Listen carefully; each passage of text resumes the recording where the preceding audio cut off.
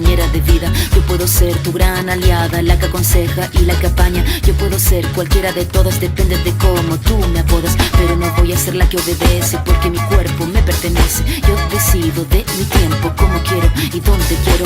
Independiente yo nací, independiente decidí. Yo no camino detrás de ti, yo camino de la para aquí. Tú no me vas a humillar, tú no me vas a gritar, tú no me vas a someter, tú no me vas a golpear, tú no me vas a denigrar, tú no me vas a obligar, tú no me vas a silenciar, tú no me vas a callar. No sumisa ni obediente, mujer fuerte, insurgente, independiente y valiente, romper la cadena de lo indiferente. No pasiva ni oprimida, mujer linda que das vida, emancipada en autonomía, antipatriarca y alegría.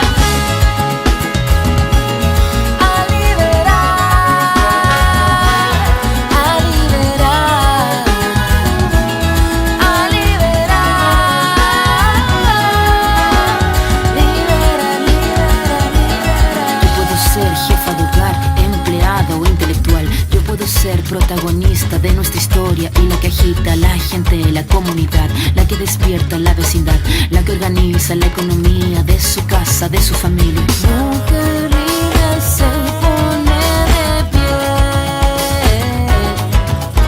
y a romper las cadenas de la piel.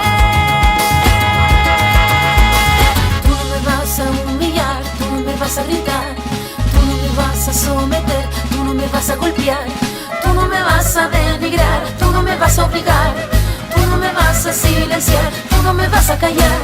No sumisa ni obediente, mujer fuerte,